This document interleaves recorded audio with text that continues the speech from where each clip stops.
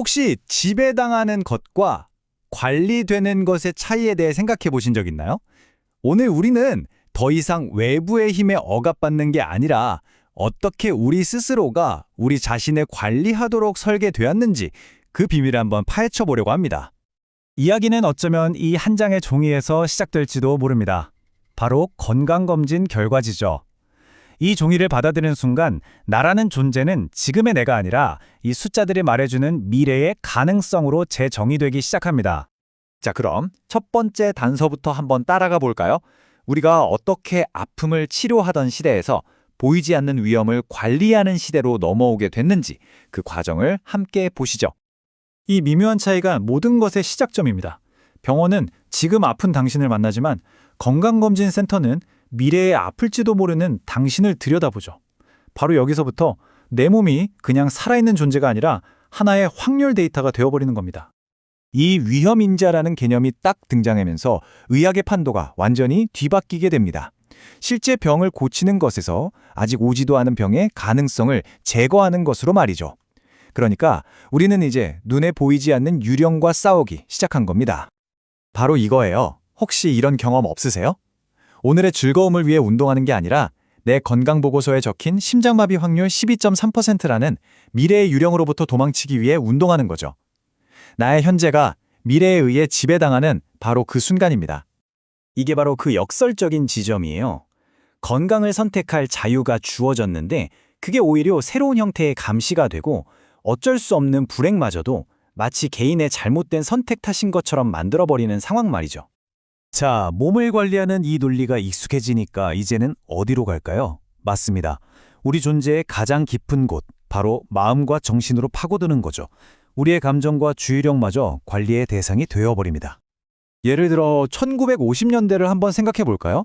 현대 사회가 주는 그 거대한 불안감을 해결하기 위해 사회 시스템을 바꾸는 대신 개인에게 알약 하나를 처방하는 길을 택했죠. 사회 전체의 고통이 지극히 개인적인 뇌화학 문제로 싹 바뀌어버린 겁니다. 질문이 어떻게 변해왔는지 한번 보세요. 한 사람의 서사를 궁금해하던 질문이 측정 가능한 데이터를 요구하는 질문으로 바뀌고 결국엔 알고리즘이 당신 상태는 이렇습니다 라고 예측해주는 데까지 왔습니다. 당신의 복잡한 감정이 이제 점수로 압축된 거죠. 예전에는 그냥 의지가 좀 부족한 성격으로 여겨졌을 법한 일이 이제는 ADH, 즉 관리해야 할 신경학적 차이가 됐습니다. 이건 뭘 의미할까요? 우리의 주의력이라는 것이 이제 최적화해야 할 하나의 자원으로 취급되기 시작했다는 아주 분명한 신호입니다. 이런 변화 앞에서 우리는 스스로에게 한번 물어봐야 합니다. 과연 우리는 아이의 고통을 덜어주려는 걸까요? 아니면 이 시스템이 더 효율적으로 돌아가게 만들려는 걸까요? 그렇다면 이 거대한 관리 시스템은 대체 어떻게 작동하는 걸까요? 강압이나 명령, 이런 게 아니에요. 훨씬 더 세련됐죠. 바로 우리가 스스로 내린 결정이라고 믿게 만드는 것. 그 선택 자체를 설계해버리는 방식입니다. 권력이 어떻게 진화했는지 보세요. 이래! 라는 강압적인 명령에서 너는 자기 개발할 권리가 있어! 라는 달콤한 권한무효로 바뀌었죠. 우리는 더 이상 억지로 따르는 게 아니라 기꺼이 동의하고 참여하게 된 겁니다. 자, 그럼 여기서 질문이 생기죠. 알고리즘이 모든 걸 안내해주는 이 세상에서 우리는 정말 자유롭게 선택하고 있는 걸까요? 우리는 보통 A와 B, 이 두 가지 선택지 앞에서 내가 자유롭게 고르는구나 하고 느끼잖아요. 근데 사실은요, 애초에 C부터 Z까지 우리가 볼 수 없었던 수많은 다른 선택지들을 알고리즘이 우리 모르게 이미 싹 지워버렸다는 건 잘 깨닫지 못하죠. 심지어 우리가 에이, 난 이 시스템 싫어 하면서 저항하려는 시도들 있잖아요. 퇴사하고 까파 차리기, 핸드메이드 제품 팔기 같은 것들 말이에요. 이런 것들마저도 이미 다 예상돼서 하나의 라이프스타일 패키지로 포장돼서 우리한테 다시 팔리고 있습니다.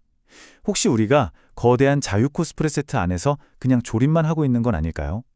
이 새로운 관리 시스템을 움직이는 가장 강력한 도구, 그건 사실 우리 주머니 안에, 바로 우리 손 안에 늘 있습니다. 옛날 식물들이 카페인 같은 화학물질로 우리 뇌를 자극했다면 스마트폰은 데이터랑 푸시 알림으로 정확히 똑같은 일을 하는 거예요. 몸에 직접 들어오는 건 아무것도 없는데 그 효과는요, 중독의 모든 특징을 그대로 보여주죠. 스마트폰은 이제 그냥 도구가 아니에요. 내 눈을 대신하고 내 기억을 대신하고 심지어 내 사회적 관계까지 대신하는 디지털 대리인이 된 거죠. 결국 우리는요, 우리의 주의력을 뺏도록 아주 정교하게 설계된 렌즈를 통해서 세상을 보고 있는 셈입니다. 자, 이렇게 거대한 이야기를 한참 했는데요. 결국 이 모든 분석은 아주 단순하고 일상적인 것, 바로 커피 한 잔으로 다시 돌아옵니다. 이건 밀라노의 한 카페에서 겪은 경험담이에요.